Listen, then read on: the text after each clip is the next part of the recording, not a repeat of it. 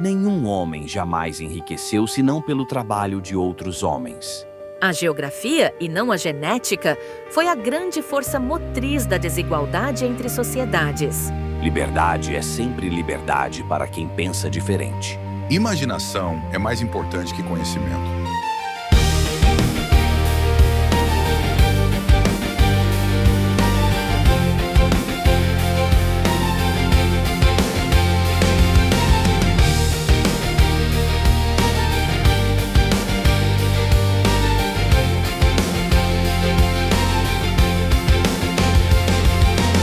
Você está ouvindo o Parabolicast, onde os paralelos se cruzam.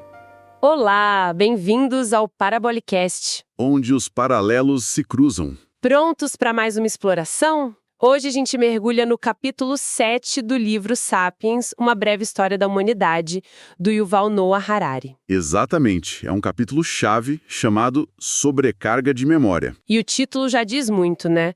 Vamos falar sobre como a nossa própria biologia, especificamente a memória, criou um limite para o crescimento das sociedades. Isso.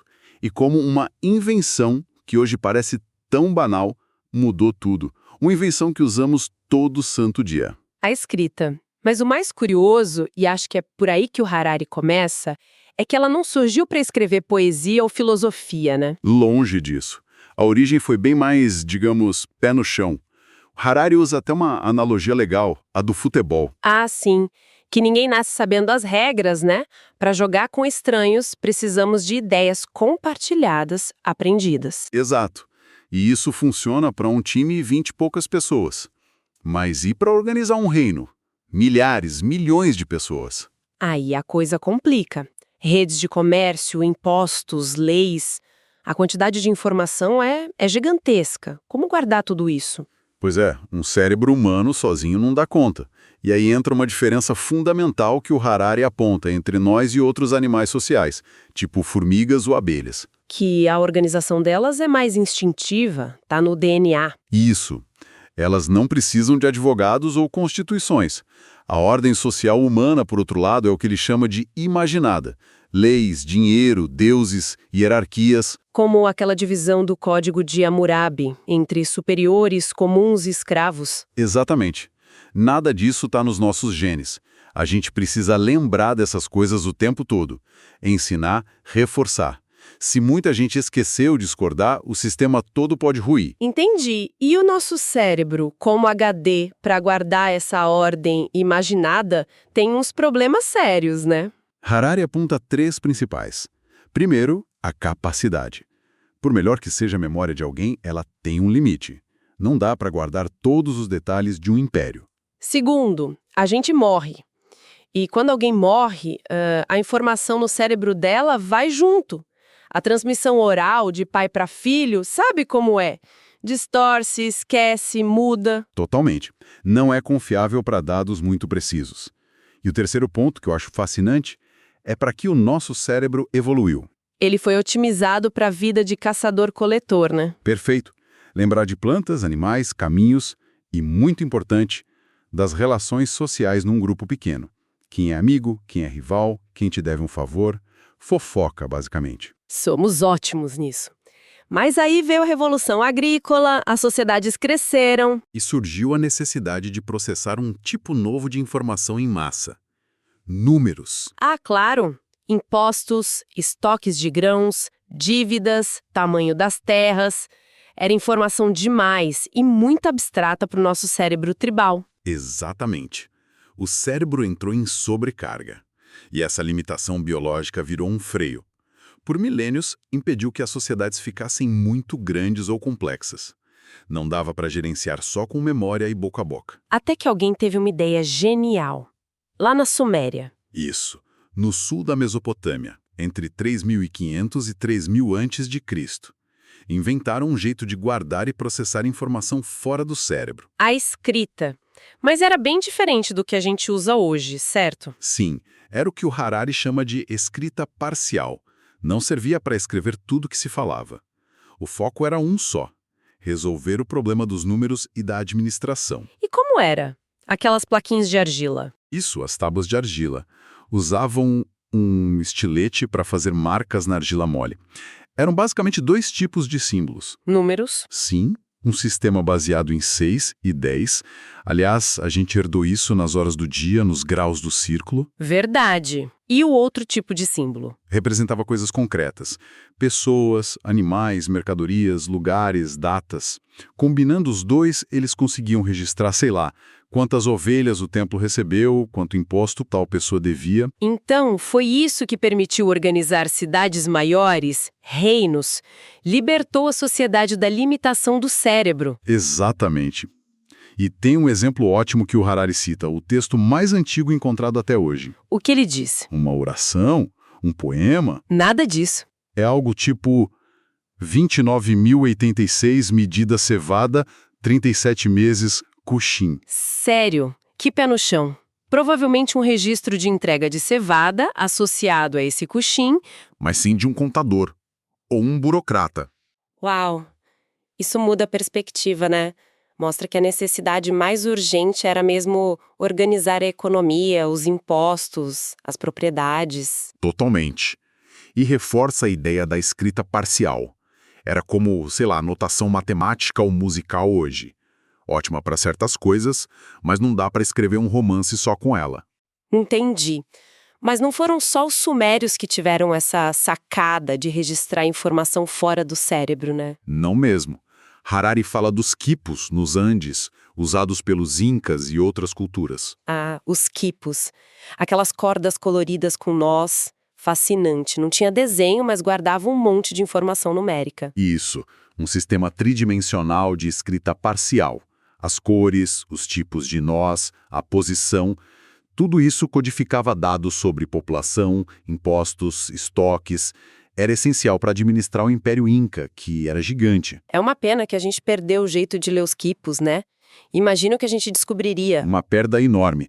Harari até conta que os espanhóis tentaram usar no começo, mas viram que dependiam dos especialistas locais, os quipucamaiocs, e ficaram com medo de serem enganados. Aí impuseram a escrita deles. Faz sentido, do ponto de vista deles na época. Mas voltando para a Mesopotâmia e Egito, essas escritas parciais evoluíram, né? Sim, o cuneiforme sumério e os hieróglifos egípcios, com o tempo, foram ganhando mais símbolos. Símbolos que representavam não só coisas, mas também os sons da fala. E aí sim a gente chega na escrita completa, capaz de registrar quase tudo o que se podia falar. Exato.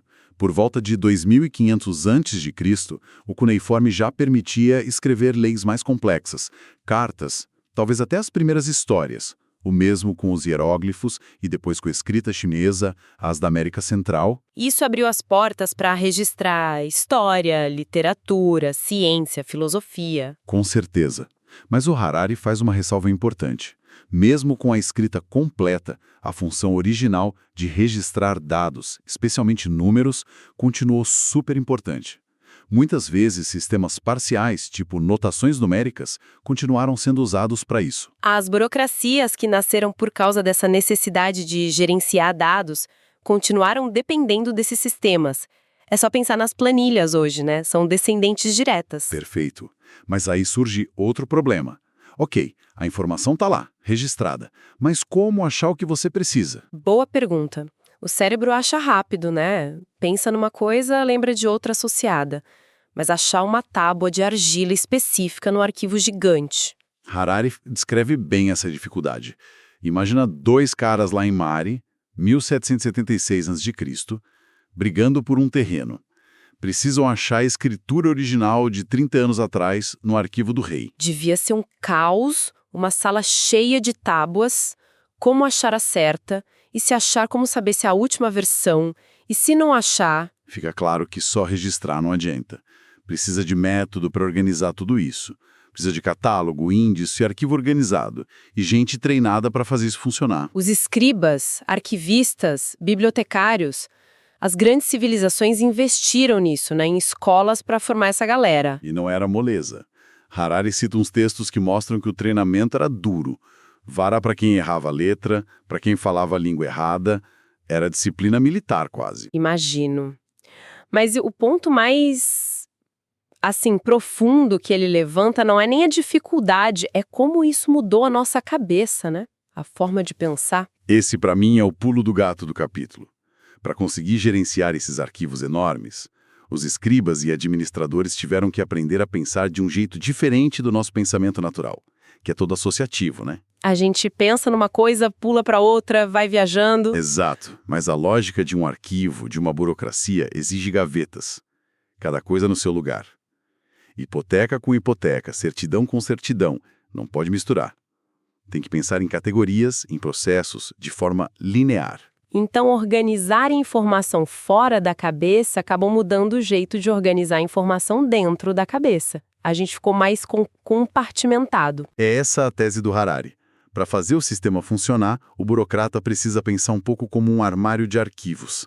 Não é crítica, é constatação de como a tecnologia da escrita moldou a cognição. Uma mudança profunda, e isso continua evoluindo principalmente com uma linguagem que virou quase universal para dados. A matemática.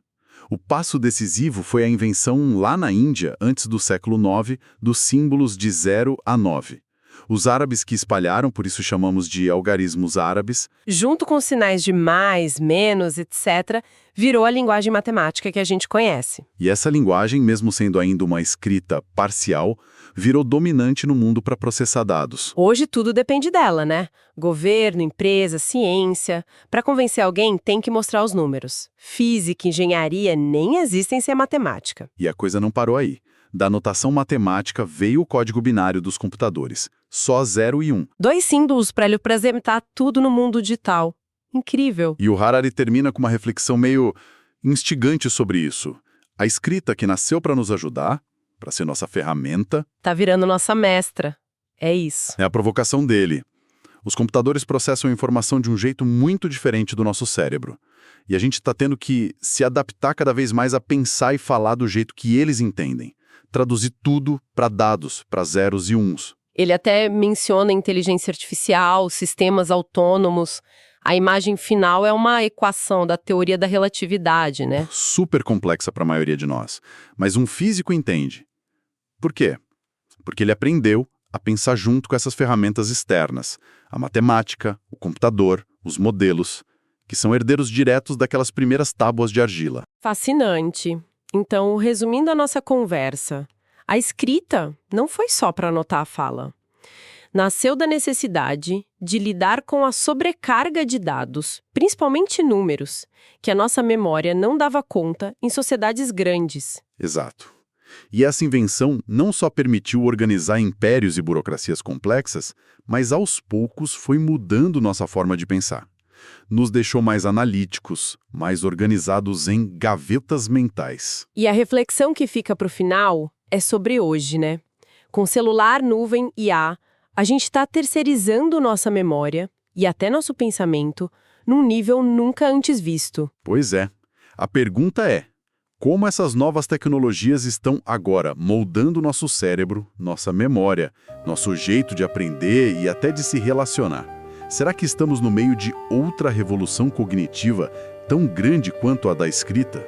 Uma ótima questão para a gente continuar pensando. Bom, essa foi a nossa análise de hoje no Parabolicast. Onde os paralelos se cruzam, esperamos que tenha sido proveitoso. Até a próxima!